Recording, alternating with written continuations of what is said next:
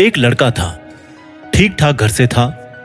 पता नहीं उसके मन में ऐसी क्या जची कि उसने ठान लिया कि उसको यूपीएससी क्लियर करना है, उसको आईएएस ऑफिसर बनना है। उस लड़के ने जोश में आके बहुत सारी बुक्स खरीद ली। उसने यूट्यूब पर बहुत सारे स्टडी चैनल्स को सब्सक्राइब कर लिया। उसने बहुत सारे ऑनलाइन कोर्सेज का सब्सक्रिप्शन ले लिया। वो नए शहर में सेटल हो गया। उसने अपने पेरेंट्स को, रिश्तेदारों को, दोस्तों को, सबको बता दिया कि कोई भी उसको डिस्टर्ब नहीं करेगा, because he was going to become an IAS officer. He started his study. उसने अपनी पढ़ाई शुरू की।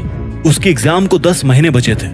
उसने शुरुआती 1 महीने में बहुत जबरदस्त पढ़ाई करी। He used to sleep only 4 hours, 5 hours a day. But the problem was, he could not sustain. उसकी मेहनत केवल 1 महीने चली।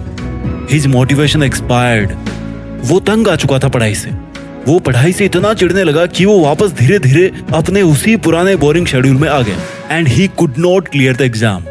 ऐसा हमारे देश में बहुत सारे स्टूडेंट्स के साथ में होता है। देखो, जिंदगी में सक्सेस पाने के लिए मोटिवेशन केवल 1% काम आता है। Rest 99% is nothing but self discipline. From day 1 to day 1000, day 2000 you must have to follow the schedule. जब एक बॉक्सर ओलंपिक्स में गोल्ड मेडल लेकर के आता ना, तो उसके लिए उसका सेल्फ डिसिप्लिन सबसे ज्यादा रिस्पॉन्सिबल होता है उसको वहां तक पहुंचाने के लिए। लोगों को केवल इतना पता लगता है कि कोई है इंडिया से जो बॉक्सिंग में गोल्ड मेडल लेके आया है, बट नोबडी नोज कि उस कुछ ग्राम के गोल्ड मेडल के लिए that boxer sacrificed his all pleasures, his all comfort zones. उस बॉक्सर ने पहले दिन से लेकर के 10वीं साल तक वही शेड्यूल फॉलो किया है जिसको कुछ लोग बोरिंग कहते हैं। उसने जंक फूड को छोड़ करके 10 साल तक कार्ब, फैट एंड प्रोटीन इनके बैलेंस पे फोकस किया है। उसने हर मौसम, हर साल डेली बहुत घंटे प्रैक्टिस करी है, बहुत पसीना बहाया है। ये लोगों को लगता है कि उसने गोल्ड मेडल के लिए गेम खेला है। No my dear, no.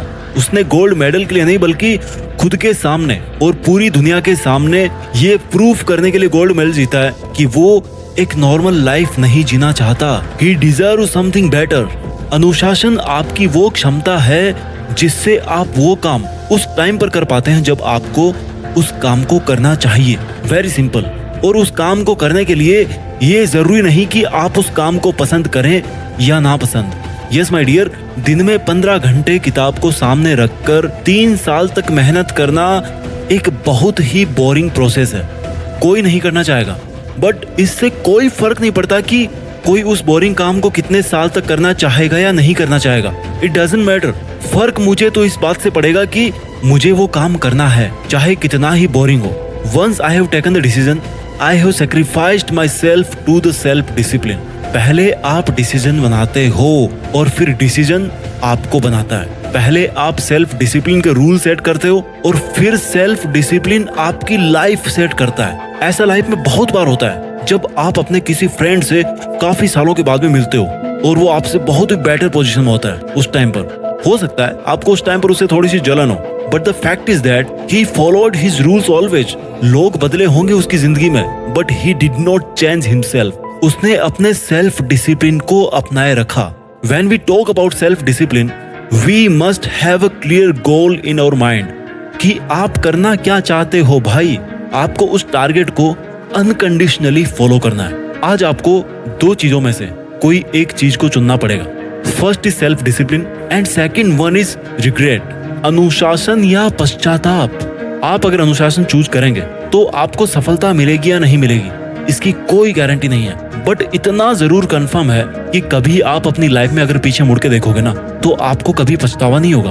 अगर आज आप अनुशासन चूज करते हो तो इसका दर्द आपको कुछ वीक्स, कुछ महीने या कुछ साल तक हो सकता है, but if you dare to choose regret, तो भाई पछतावा तो होगा, लेकिन इतना बुरा होगा ना कि आप उस टाइम अगर कुछ करना चाहेंगे तो भी कुछ नहीं कर पाएंगे। आपको सफल होने के लिए दूसरों से ज्यादा स्मार्ट होने की जरूरत नहीं है। समझो इस बात को। आपको सक्सेसफुल होने के लिए दूसरों से ज्यादा सेल्फ डिसिप्लिन्ड होने की जरूरत है। जब कोई आर्मी में भर्ती होता है ना, तो उसको सबसे पहला अगर कोई पार्ट पढ़ाया जाता है तो वो है सेल्फ डिसिप्लिन का।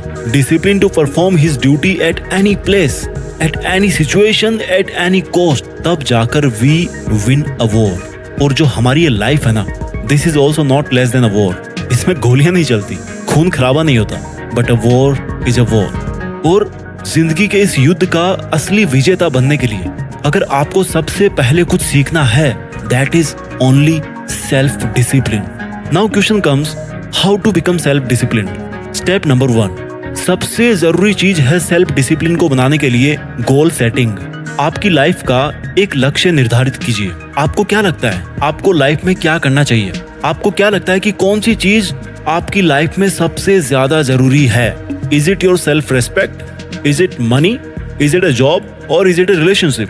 कोई भी आपका लक्ष्य हो, it doesn't matter. Step number 2, मुझे ये काम करना चाहिए।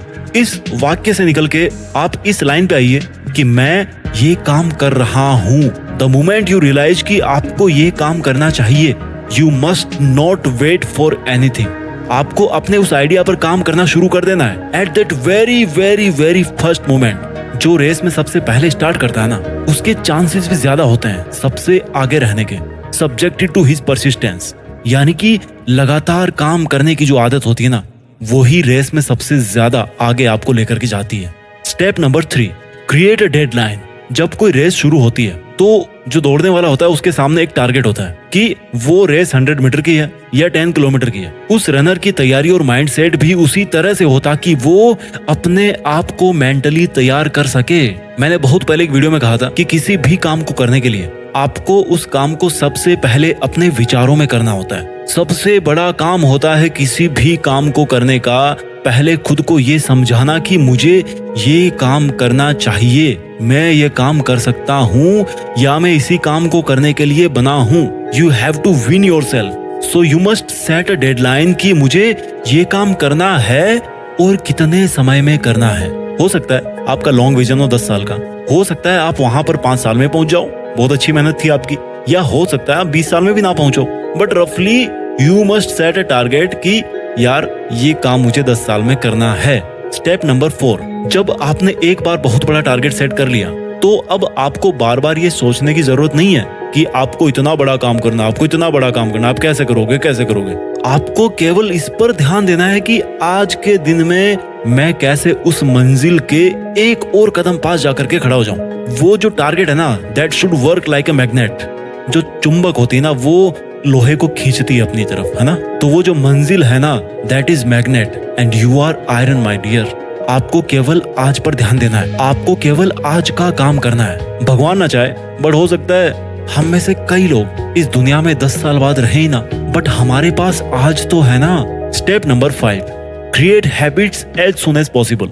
आपको कुछ आदतें छोड़नी पड़ेगी, कुछ बदलनी पड़ेगी और कुछ नई आदतें अपनानी पड़ेगी। आप एक पेपर लीजिए, जानता हूँ बहुत बोरिंग काम, आजकल कोई नहीं लिखता पेपर पे, ठीक है, मोबाइल में लिख लो। वहां पे आप नोट करो कि आपके अंदर आज की डेट में क्या क्या अच्छी आदतें हैं जिनको आपको और बेटर बनाना है, कौन सी बुरी आदतें हैं जो आपको कम्प्लीटली छोड़ देनी है, और ऐसी कौन सी आदतें हैं जो आपके फील्ड में बड़े लोगों के पास थी लेकिन आपके अंदर में नहीं है। बिकॉज आपको अगर उस लेवल तक जाना है तो आपको अपनी आदतों में भी बदलाव लाना पड़ेगा। टिप्स नंबर 6, सबसे important, be responsible, be honest.